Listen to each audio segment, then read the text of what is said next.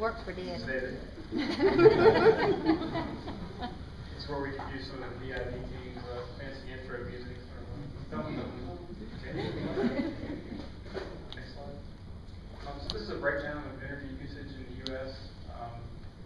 2009 economic sector, and we've got transportation, we've got industry, and then the buildings pretty much summarizes how the majority of energy is used in residential and commercial sectors.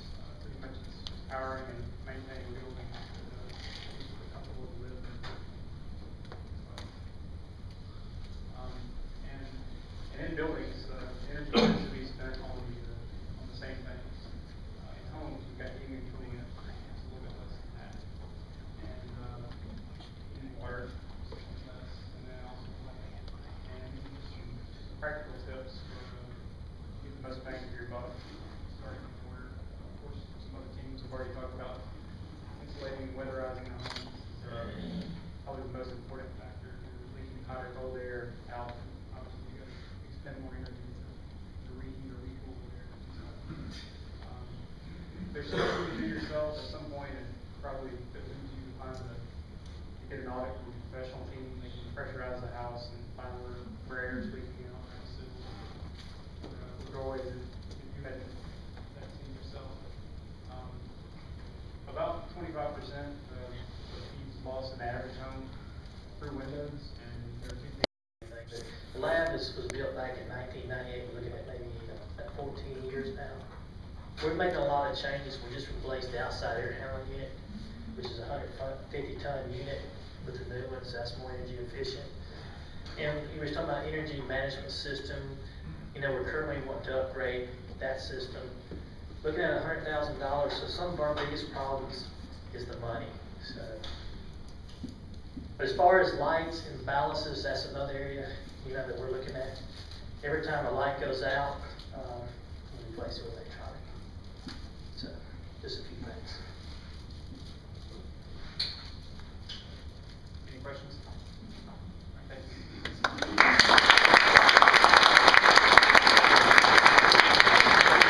Thanks. You've had some great presentations. Carrie, could you escort the judges, find them a location to make a decision?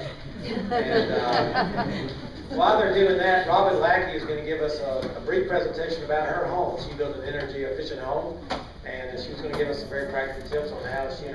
I just want to, when I first got on the energy committee, we were building our house, and I was able to share with some of the team some of the things that we did in our house, and then over the past 3 years since we've been there, some of the savings that we've experienced because of the different energy saving measures that we took in building our house. So it's not a big, it's not a big, elaborate, beautiful house like some people probably have, but it suffices for my husband, myself, and my 3 cats.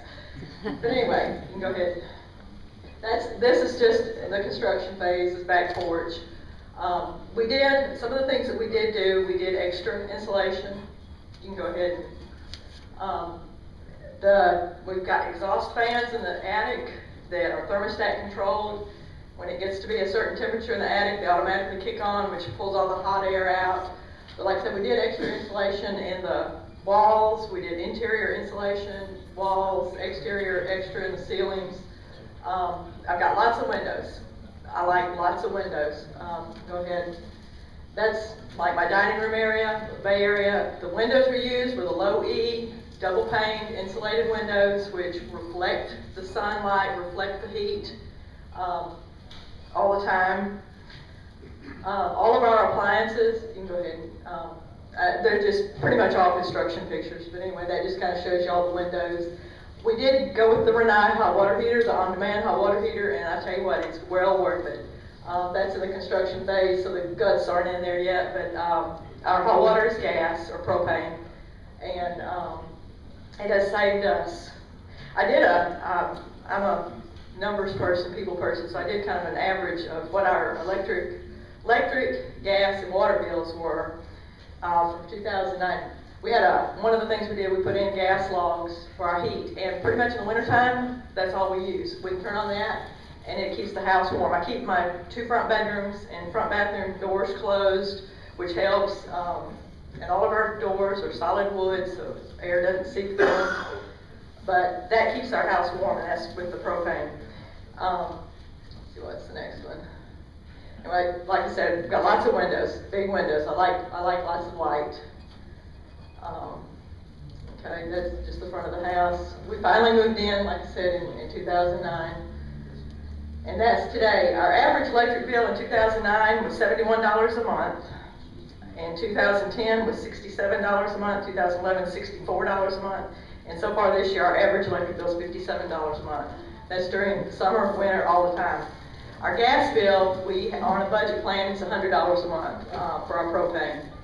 Every month, $100, and our water bill is like $19.50. So when we went from our other house that we were living in, was a little cabin that homemade cabin, was about 1,200 square feet. This one's about 2,200 square feet. So we doubled our square footage, but we've saved over half in our utility bills just because of the things that we did. The low E windows, the extra insulation. We do have ceiling fans in all the rooms. We use our ceiling fans all the time. We use the compact fluorescent lights, which I'm going to start going to the LEDs, but they are a little bit more expensive.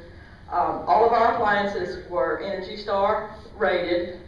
Got the gas fireplace, Renai hot water heater, and I think the fans in the attic really helped. The first time I came home and I heard something going, I thought, what in the world is that? And it was that fan going, and it was pulling out the hot air. We keep on our thermostat on about 78, and it's cold. I mean, I get up there and we've got a programmable thermostat, and those things really do work. I'll go up and I'll touch to 80 because I'll walk in the house and I'm freezing because it holds the air in, and the same thing in the wintertime, it holds the heat in. So. Like I said, it's just going to that extra little bit of expense on the front end of building the house has paid off in the 3 years that we've been there. I figured out we pay about 7 cents per square foot in our utility bills, so it's not too shabby. But anyway, that's just some things that we did, and if y'all can do that, I mean, not everybody's gonna be building a house, but you know, if you can go and do some upgrades like some of these other presentations have talked about, it'll be well worth it.